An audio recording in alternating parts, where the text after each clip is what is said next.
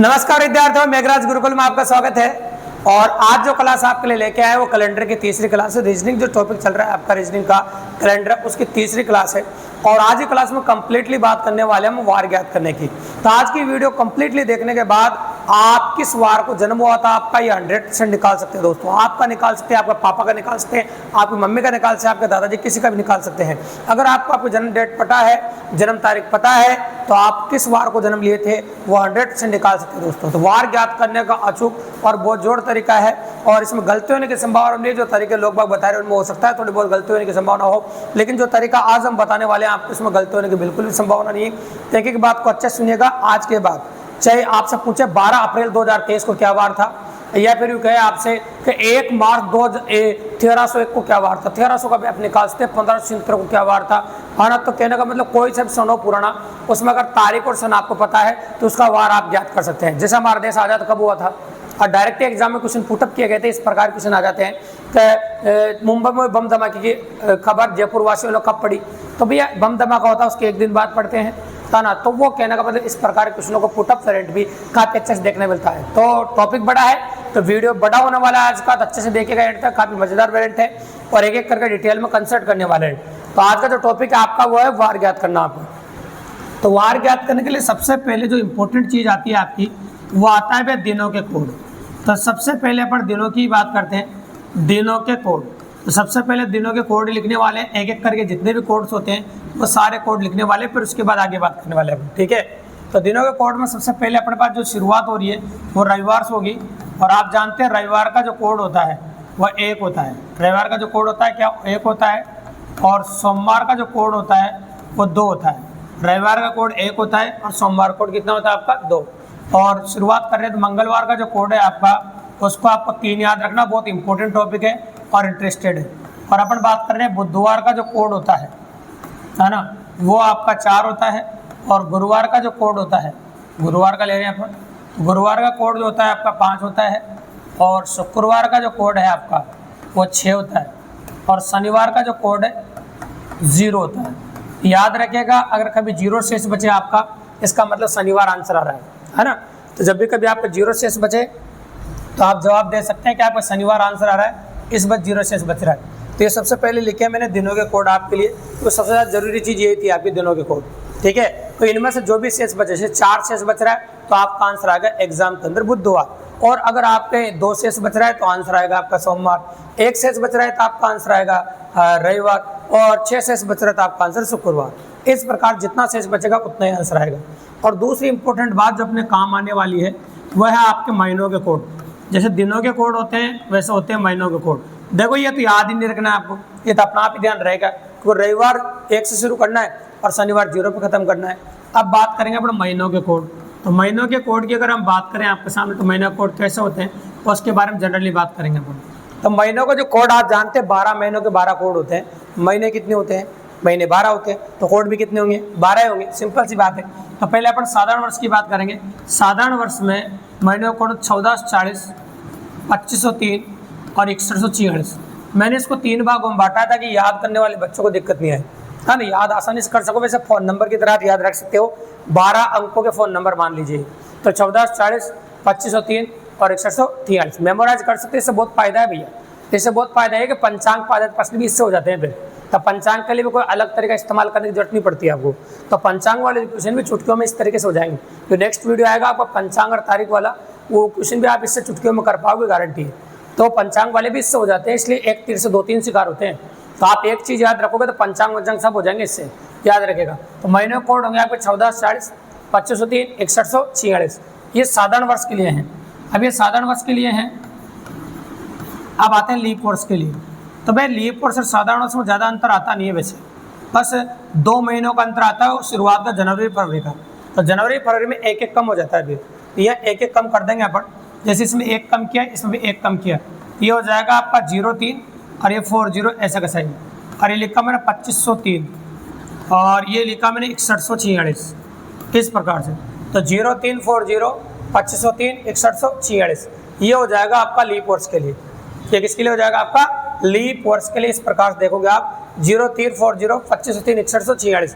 तो कुल मिलाकर जनवरी फरवरी में 1-1 कम करना है क्योंकि लीप वर्ष का असर सिर्फ जनवरी और फरवरी में रहता है, और लीप वर्ष जो होता है उसमें जनवरी का कोड और फरवरी का कोड एक एक कम हो जाता है, तो दोनों का हम एक एक कम कर देंगे, कोई दिक्कत की बात नहीं, बिल्कुल सिंपल है।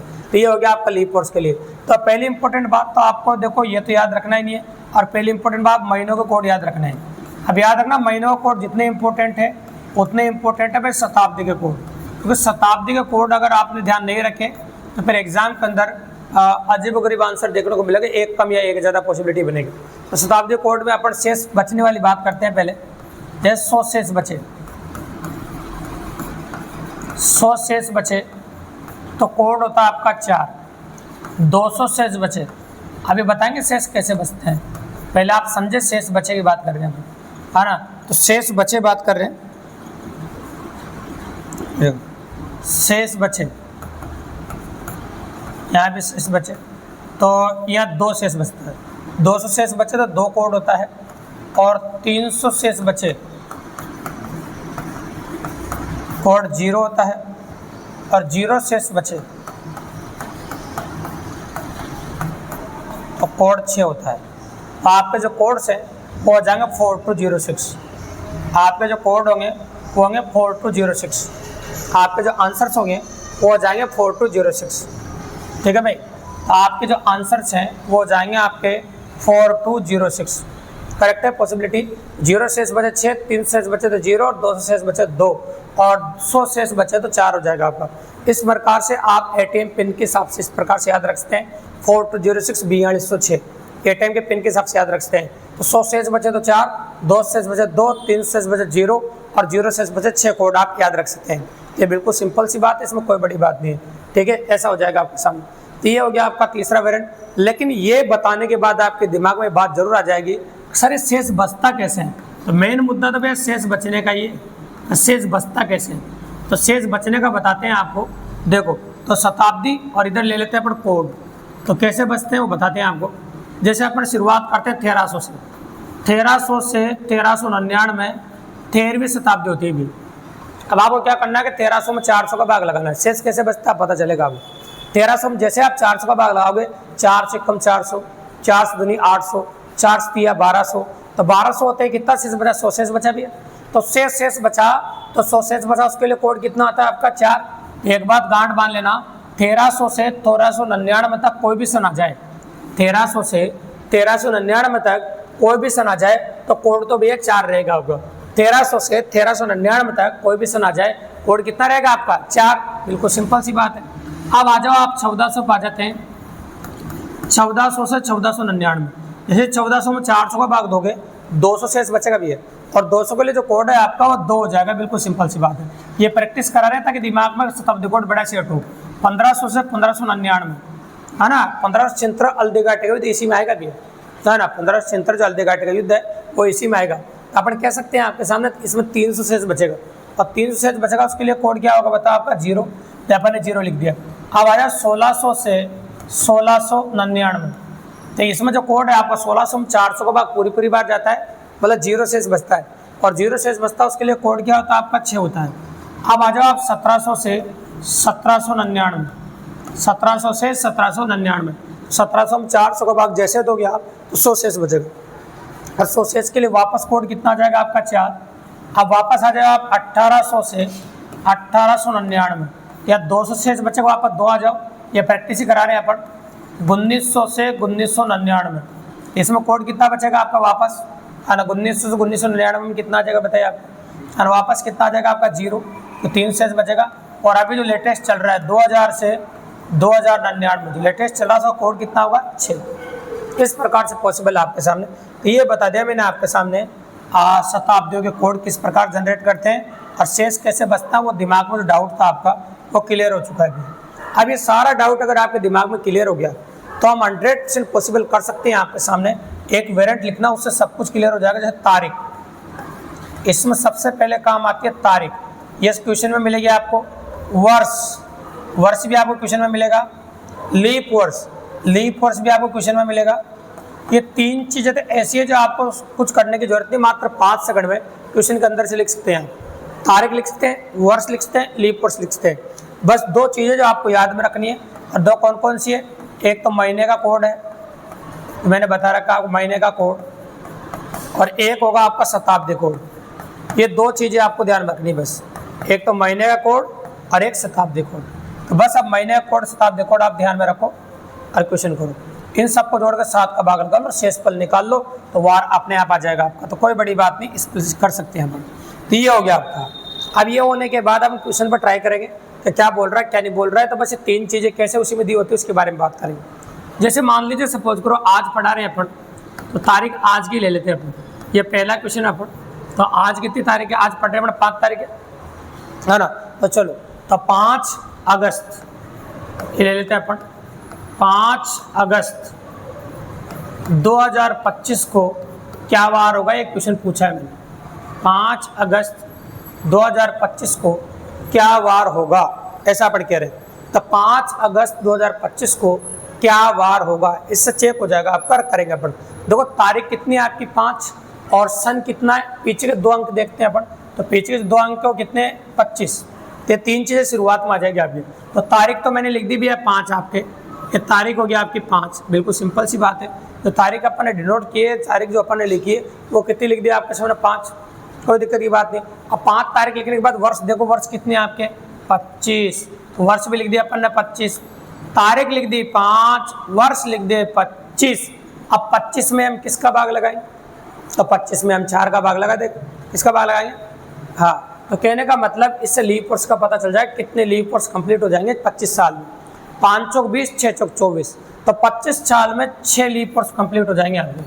25 वर्ष में 6, और वही लिखने जितने पूरे हो जाते हैं। आप जानते हैं 25 साल में 6 लीप वर्ष कंप्लीट होंगे, मतलब 6 लीप वर्ष आएंगे, तो वही लिखने। तो 3 चीज़ें तो क्वेश्चन के अंदर से मिल गई आपको। वापस रिपीट कर देता हूँ। तारीख मिल गई, ये सन मिल गया, वर्ष मिल गया, और वर्ष में आप 4 का भाग लगा दे ताकि लीप वर्ष आ जाए।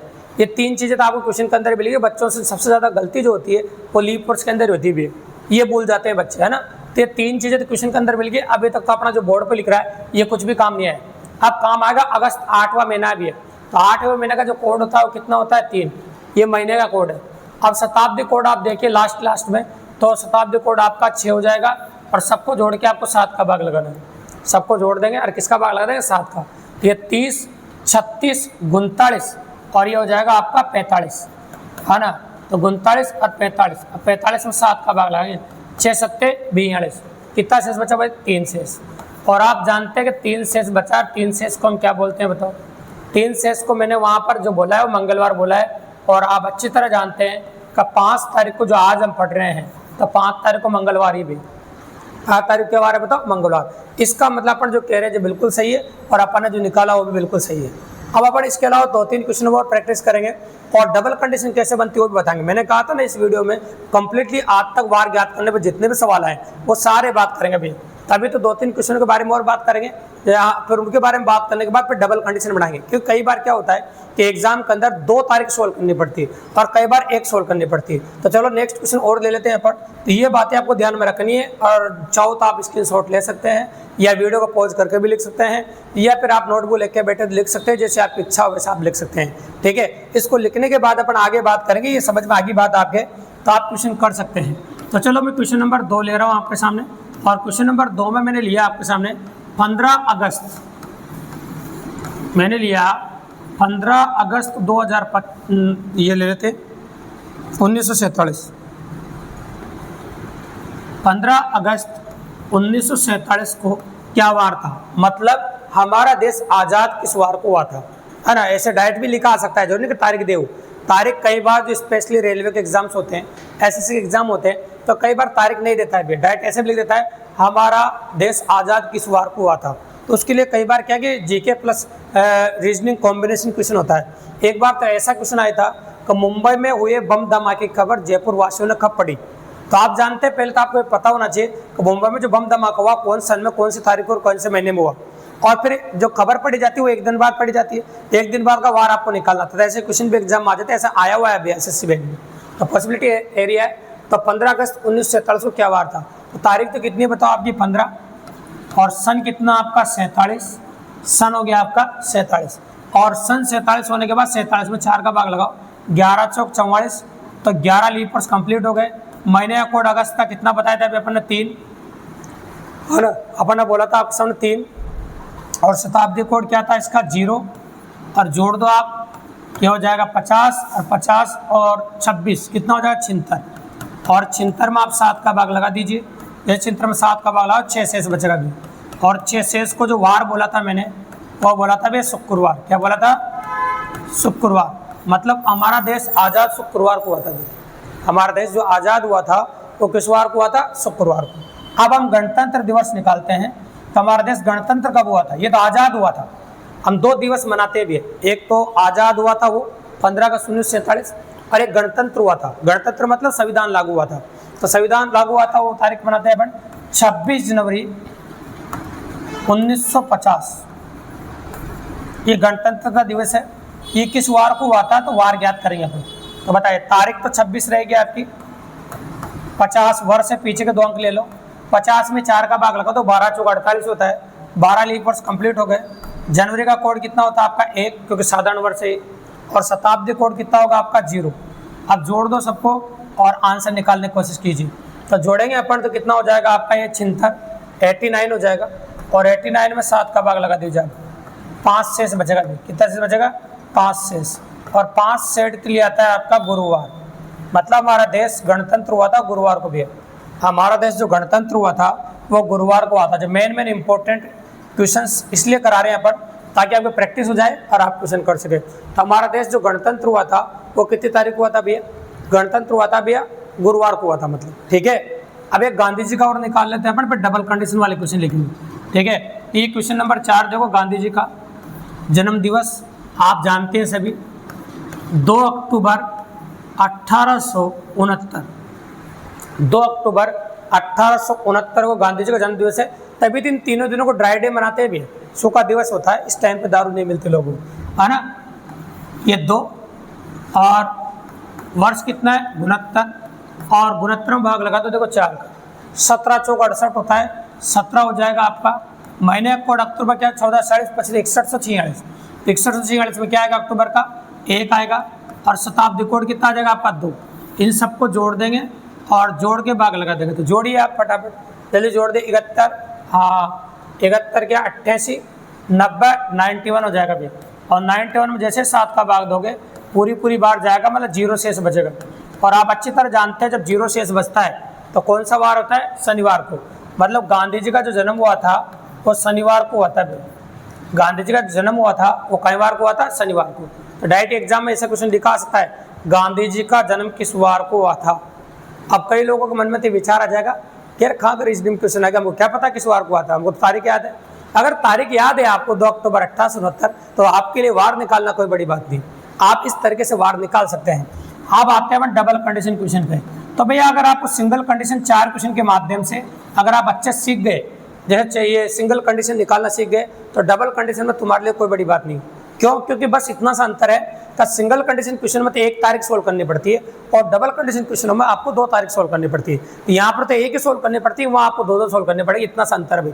तो एक सैंपल ले लेता हूँ मैं, जो सोल्व कर रहा था उसी को ले लेता हूँ अभी। तो 26 जनवरी 1950, ठीक है, शनिवार हो।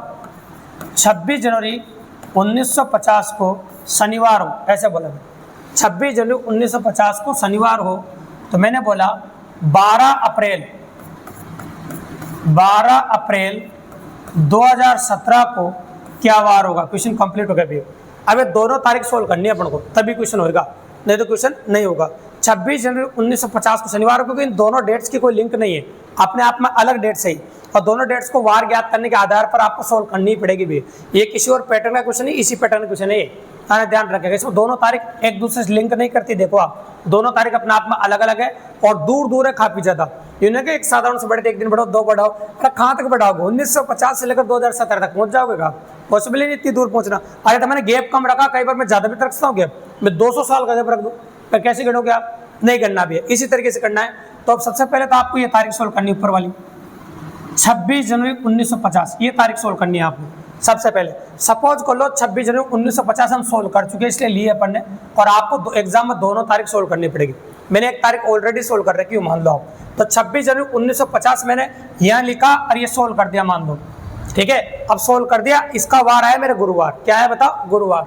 तो मैंने वार निकाल दिया 26 जनवरी 1950 को गुरुवार आया और मैं गुरुवार को शनिवार कह रहा हूँ, मतलब +2 कर रहा हूँ। गुरुवार क्या कह रहा हूँ? शनिवार। इससे निष्कर्ष तो आपका निकल गया होगा कि आपको ये वाली तारीख सोल्व करनी है और इस वाली तारीख से जो वार आएगा उसमें +2 करना है आपको, जिसमें आपका आंसर आ जाएगा।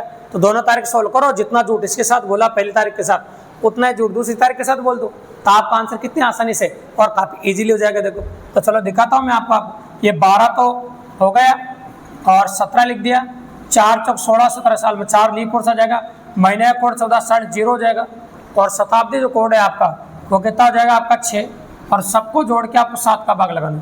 तो चलो जोड़े, 6 4 कितना होगा 10, 27 हो गया, और 27 और 12 कितना हो जाएगा 39। तो 39/7, 7 पंजे 35, मतलब 4 शेष। बताइए 4 शेष को क्या बोलते हैं अपन, है ना? 1 को क्या बोलते हैं? रविवार, 2 को सोमवार, 3 को मंगलवार, 4 को बुधवार। तो यूँ समझो कि ये बुधवार आ गया अपना। देखो अब वही काम करेंगे जो वहाँ करा था अपन ने। अगर गुरुवार को शनिवार कह सकते हैं तो बुधवार को 2 जोड़ो तो क्या कहेंगे इसको? शुक्रवार। तो आपका जो एग्जैक्टली आंसर आएगा एग्जाम के हिसाब से वो आ जाएगा आपका शुक्रवार, मतलब शुक्रवार डिनोट करेंगे, आपका आंसर होगा शुक्रवार।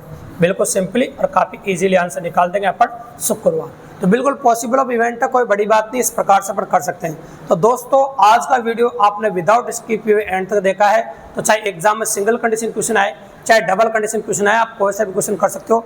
और आज के बाद घर पे ट्राई कर सकते हैं आप। अगर आपकी मम्मी की बर्थ डेट पता है तो मम्मी का निकालो, पापा का पता है तो पापा का निकालो, खुद का निकालो, भाई का निकालो, पड़ोसियों का निकालो, तुम्हारी मर्जी पर जिसका निकालो।